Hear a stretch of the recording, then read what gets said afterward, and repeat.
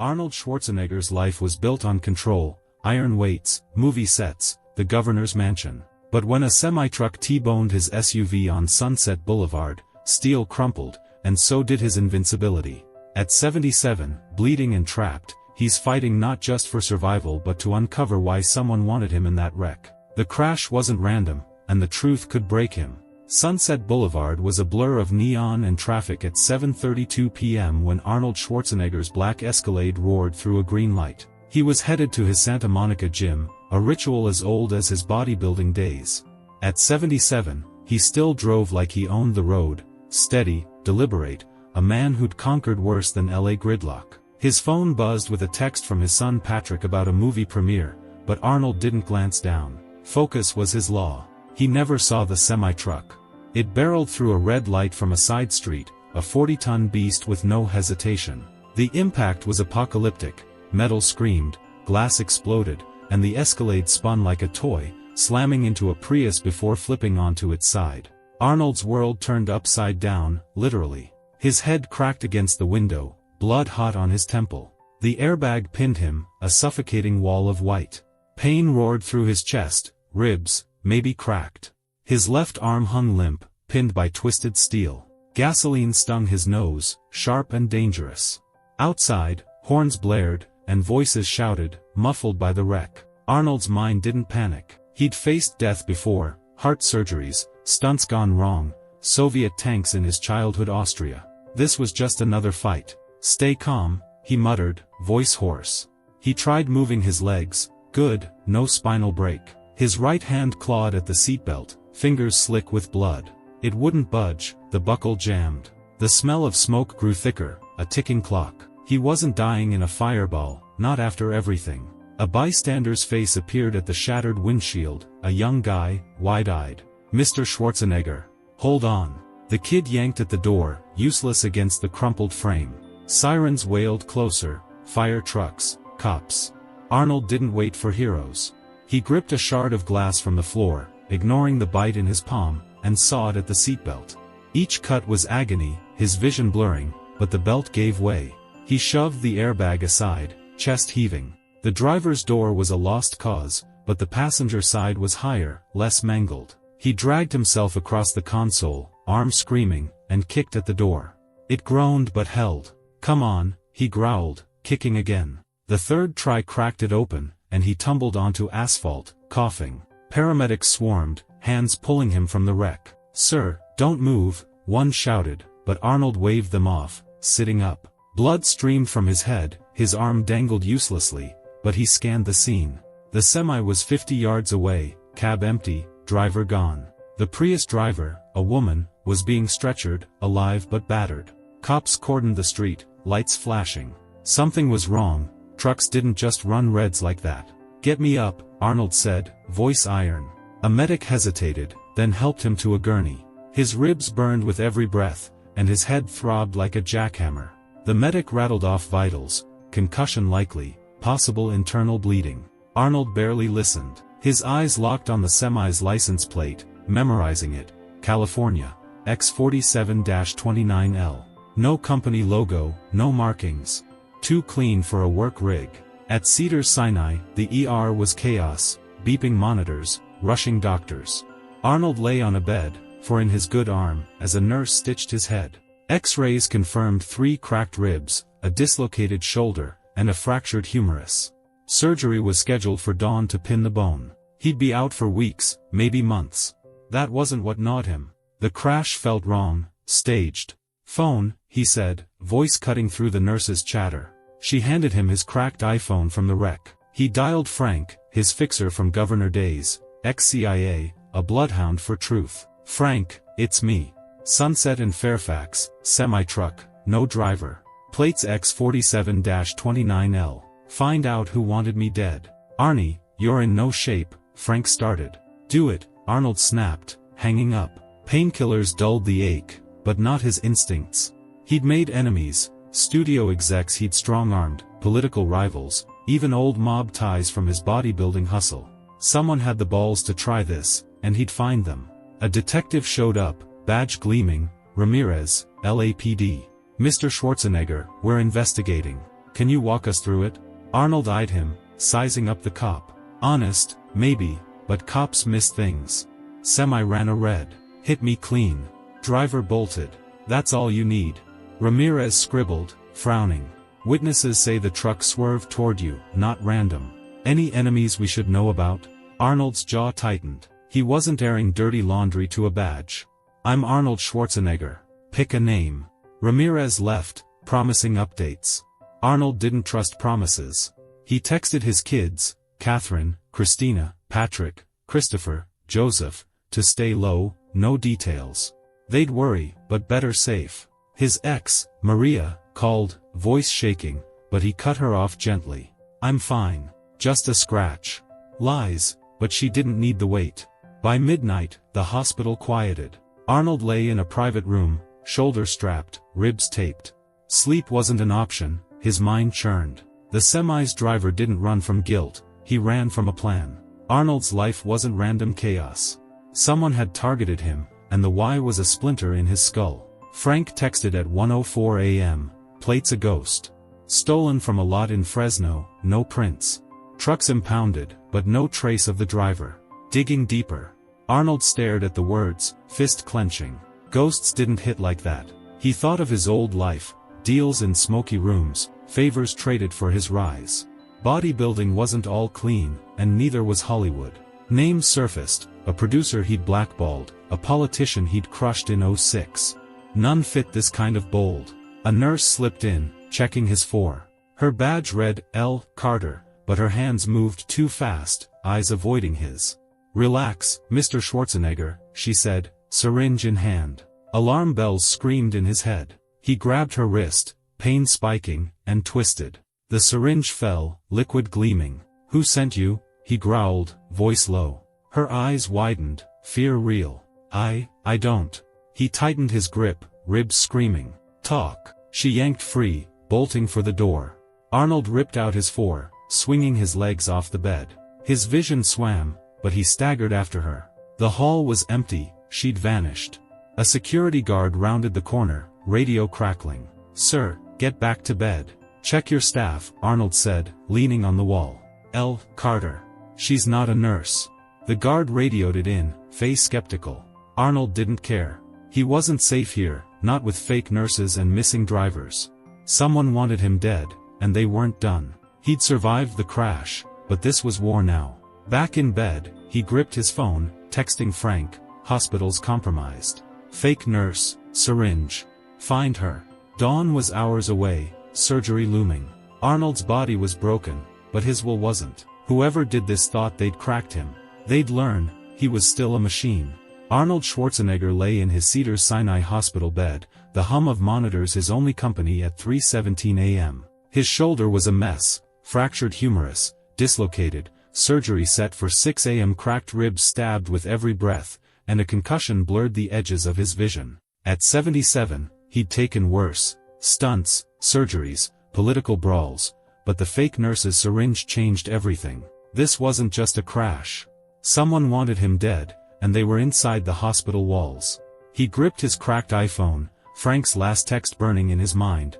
Noel, Carter on staff. Security cams caught her, dark hair, 30s, gone through a fire exit. Checking prints on the syringe. Arnold's good hand clenched. The crash had been a hammer, the syringe was a scalpel. Whoever was behind this wasn't sloppy, they'd planned layers deep. He needed answers, and he wasn't waiting for them to find him again. The hospital room was sterile, locked down after his outburst. A guard stood outside, but Arnold didn't trust hired muscle. He'd learned young in Austria, rely on yourself. Painkillers dulled his aches, but he'd refused the heavy stuff, needed his head clear. His left arm was strapped, useless, but his right could still swing. He scanned the room for weapons, 4-pole, heavy, tray table, flimsy. The pole would do. A soft click broke the silence, his door easing open. No knock, no nurse call. Arnold tensed, sliding the 4-pole closer with his foot. A shadow slipped in, male, lean, in scrubs but no badge. The man's hand hovered near his waistband, a bulge screaming concealed weapon. Arnold didn't hesitate. Who are you? He growled, voice low, pole in his grip. The man froze, eyes narrowing. Easy, Mr. Schwarzenegger. Just checking vitals. Bullshit. Arnold swung the pole, a short arc aimed at the man's knees. It connected with a crack, sending him stumbling. The guy cursed, pulling a silenced pistol. Arnold was faster, dropped the pole, grabbed the man's wrist, and slammed it against the bed rail. The gun clattered to the floor. Arnold drove his good fist into the man's jaw, dropping him cold. His ribs screamed, vision swimming. He staggered, catching the bed for balance. The guard burst in, radio squawking. What the hell? Zip tie him, Arnold ordered, pointing to the unconscious fake. Now. The guard hesitated, then complied, binding the man's wrists. Arnold rifled the guy's pockets. Burner phone, no ID, a keycard marked, basement access. His gut twisted. This wasn't a lone wolf, it was a team. The crash, the nurse, now this, coordinated, professional. He pocketed the keycard, mind racing. Basement meant utilities, exits, maybe answers. Call LAPD, Arnold told the guard. Ramirez, no one else. He didn't trust the system, but Ramirez seemed straight.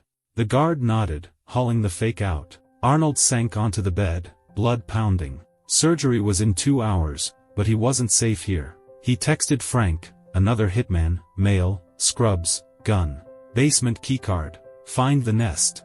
Frank replied instantly, on it. Stay put, Arnie. You're a target. Staying put wasn't his style. He stood, ignoring the pain spiking his chest. The keycard was a lead, and he wasn't letting it sit.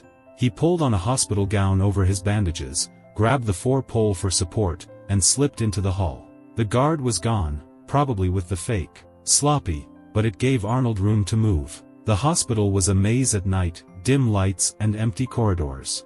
He avoided the elevators, too exposed, and took the stairs, each step a knife in his ribs. The basement door was unmarked, the keycard slot glowing red. He swiped, it clicked green. Inside, the air was damp, pipes hissing. Emergency lights cast shadows, and Arnold moved fast, pole ready. Voices echoed ahead, low, urgent. He crouched behind a generator, peering out. 2 figures stood near a service exit, a woman, dark hair, matching the nurse's build, a man, stocky, with a radio. Both had holsters, and a duffel sat at their feet, unzipped, wires, plastic bricks. Explosives. Arnold's blood ran cold. They weren't just here for him, they were rigging the hospital. Timer set, the woman said. 10 minutes, then we're dust. Boss wants Schwarzenegger first, the man replied. Confirm he's out. Arnold's jaw tightened. Boss.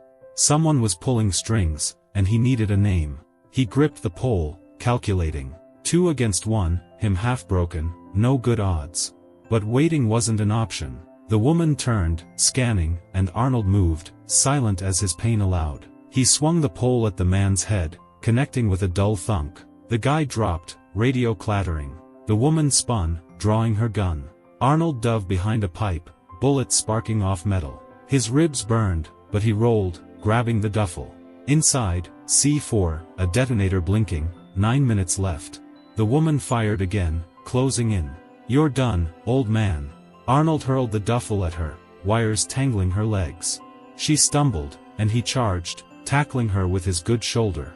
They hit the ground, her gun skidding. She clawed at his face, but he pinned her, knee on her chest. Who's the boss? He roared. She spat, silent. He twisted her arm, hard. Talk. Vance, she gasped. Elliot Vance. The name hit like a brick. Vance, real estate tycoon, old rival from Arnold's governor days. He'd blocked Vance's shady coastal deals, cost him billions. Revenge fit, but bombs? Overkill. Arnold zip-tied her with cable from the duffel, gagged her with her own scarf. The detonator read 7 minutes. He wasn't a bomb tech, but he'd seen enough action flicks to know red wires were trouble. He grabbed her radio, mimicking the man's voice. Targets down. Pull back. No response, good or bad, he couldn't tell. He hauled the duffel to a utility sink, dousing the C4. Water wouldn't stop it forever, but it bought time. Sirens wailed above, LAPD, maybe Ramirez. Arnold staggered to the stairs, pole discarded, each step heavier. His vision doubled, concussion winning. Back in his room, he collapsed, medics rushing in. Bomb, he rasped. Basement. 7 minutes. They stared, then scrambled, calling codes. Ramirez arrived, face grim. Schwarzenegger, what did you do? Saved your ass, Arnold said, fading. They wheeled him to surgery, his last thought on Vance. The crash was personal, but bombs were war. He'd survived the night, but Elliot Vance was out there, and Arnold wasn't done. Frank's text came as anesthesia hit. Vance's name checks out. Offshore accounts, hired muscle. I'm closing in. Arnold's lips twitched, a smile. He'd be under the knife soon, but when he woke, he'd hunt. No wreck, no bomb, no billionaire would stop him. Below is the third and final part of the three-part story about Arnold Schwarzenegger landing in the hospital after a car crash, written in English with approximately 1,200 words as requested. The narrative focuses tightly on Arnold and the resolution of the conflict, maintaining high stakes and action while wrapping up the mystery of the crash and the threat from Elliot Vance. Part 3, The Reckoning. Arnold Schwarzenegger woke in Cedars-Sinai's recovery room, pain a dull roar in his bones. Surgery had pinned his fractured humerus, reset his shoulder, and taped his cracked ribs tighter. At 77, his body was a battleground, stitches on his temple, bruises blooming, but his mind was a blade, sharpened by one name, Elliot Vance. The billionaire who'd tried to kill him with a truck, a syringe, and a hospital bomb was still out there. Arnold wasn't waiting for round 4. It was 2:14 p.m., 10 hours since he'd stopped the basement C4. The hospital was locked down, LAPD crawling every floor. Ramirez had debriefed him under anesthesia's haze. The bomb was disarmed, the fake nurse and her partner in custody, both clamming up. Vance's name meant nothing to them. Hired guns didn't sign contract killers, not masterminds. Vance was the ghost pulling strings, and Arnold was done being prey. His phone buzzed. Frank, his fixer. Vance is holed up in Malibu. Private compound, armed security. Feds are circling, but he's slippery. Got a plan? Arnold's jaw tightened. He wasn't trusting feds to clean this. Vance wanted him dead for old grudges, blocked deals, lost billions from Arnold's governor days. The crash was revenge, the bomb was desperation. Arnold typed back, "Get me out. Tonight." His kids were safe, hidden with security he'd hired. Now, he'd end this. Discharge was a fight, doctors warned of infection, re-injury. Arnold signed the forms, painkillers in his pocket, sling on his arm. By 6 p.m., he was in a black SUV with Frank, a duffel of gear in the back, Kevlar vest, tactical knife, and a Glock Frank insisted on. Arnold's ribs ached, his head still throbbed, but pain was just noise. Malibu was 40 minutes away. Vance wasn't slipping this time. The compound was a fortress, 10-foot walls, cameras, floodlights. Frank's intel pegged 8 guards, ex-mercs, plus Vance in a glass-walled mansion overlooking the Pacific. Arnold strapped on the vest, wincing as it pressed his ribs. His left arm was useless, but his right could aim, swing, kill. Frank parked a mile out, night cloaking them. "You sure, Arnie? You're half dead." "Half's enough," Arnold said, checking the Glock. He wasn't here to negotiate. They cut through scrubland, avoiding patrols. Frank took out a camera with a silenced dart. Arnold scaled a drainage pipe, ribs screaming, and dropped into the compound. A guard rounded the corner. Arnold's knife found his throat, silent. He dragged the body behind crates, pulse steady. 7 left. The mansion glowed, Vance visible through windows, pacing with a phone.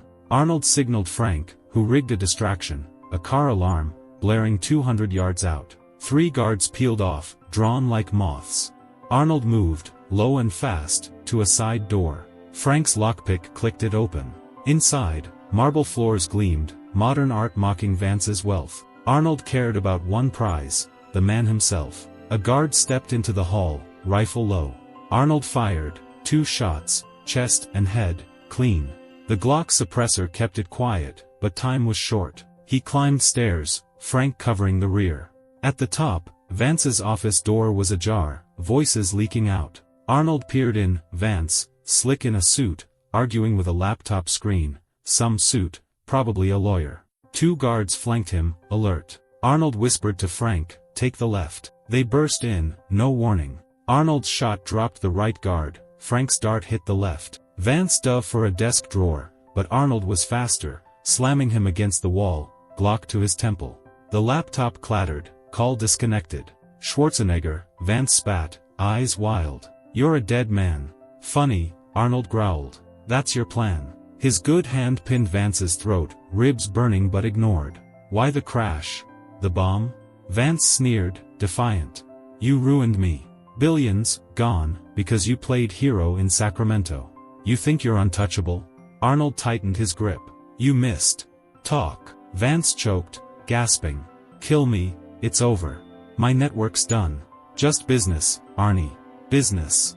A truck, a syringe, a hospital rigged to blow. Arnold's blood boiled, his kids, his life, targeted for a rich man's grudge. He could end Vance now, one bullet. Instead, he tossed him to the floor, Glock steady. You're done, but not dead. You'll rot in a cell. Frank zip-tied Vance, gagging him.